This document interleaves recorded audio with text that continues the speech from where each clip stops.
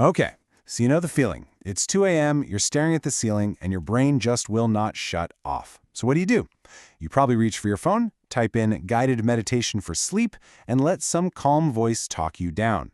But have you ever stopped to wonder what's actually happening in your brain when you do that? Well, let's get into it.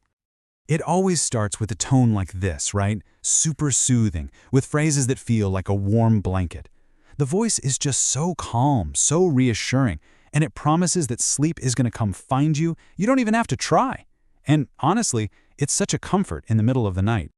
So what's the method behind the magic here? Is it really just about a comforting voice? Or are there specific psychological techniques at play that are designed to systematically power down our wide-awake brain? That's exactly what we're going to break down. When you boil it all down, every single sleep talk down has one massive goal: to intentionally shift your brain's electrical activity.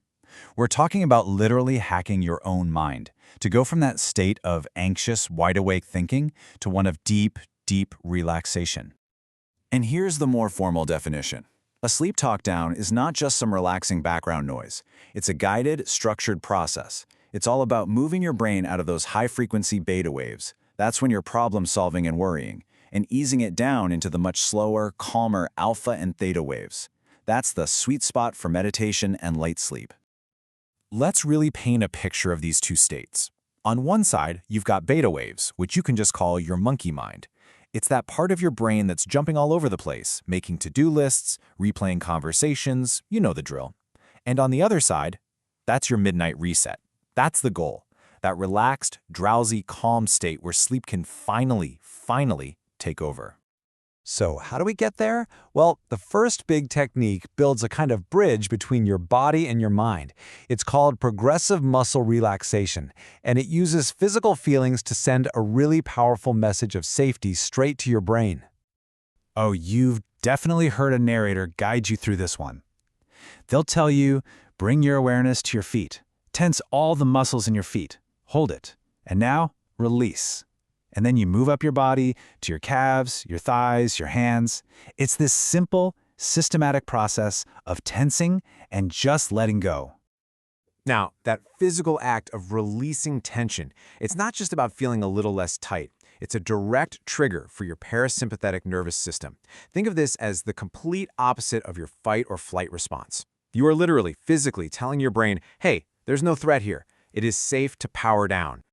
And this quote just captures that feeling perfectly.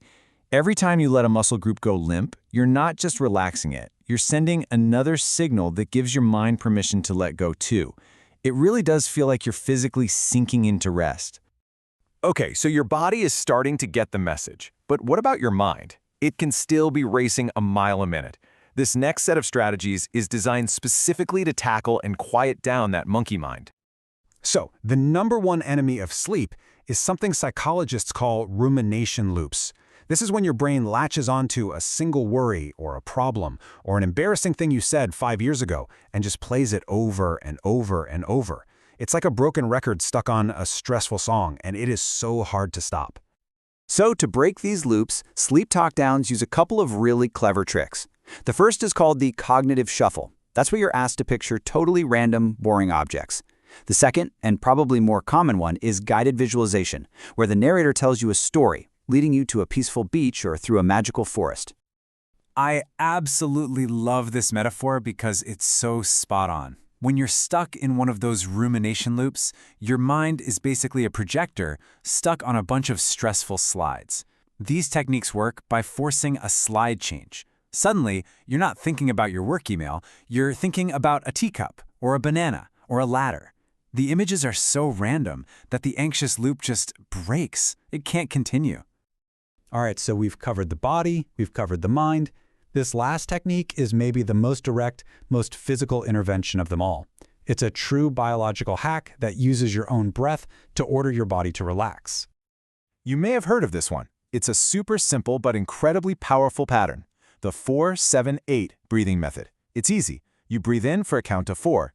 You hold that breath for a count of 7, and then, this is the most important part, you exhale slowly for a full count of 8. The real secret sauce is in that long exhale. See, extending your exhale is one of the fastest ways to stimulate something called your vagus nerve, which basically runs your body's rest and digest system. It's like sending a direct memo to your heart to slow down and your blood pressure to drop. It creates a feeling of calm almost instantly.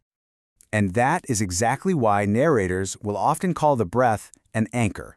Because when your mind is a stormy sea of stressful thoughts, focusing on that simple, physical rhythm of 4-7-8 breathing holds you steady. It anchors you right here, in the present moment, and allows all those other worries to just drift on by. So let's just bring this all together into a handy little sleep toolkit. First, you've got progressive relaxation to get rid of physical tension, telling your nervous system it's safe to chill out. Then you've got guided visualization to distract your mind and shatter those anxious thought loops. And finally, 4-7-8 breathing to biologically force your system to slow down. 3 very different tools, all for one single purpose: getting you to sleep. So the next time you're lying in bed listening to a sleep talk down, you'll hear these techniques. You'll recognize them. You'll know it's not just some nice voice, it's a series of precise psychological triggers firing one after another. And the real question is, now that you know the code behind the calm, how are you going to use it to reset your own night?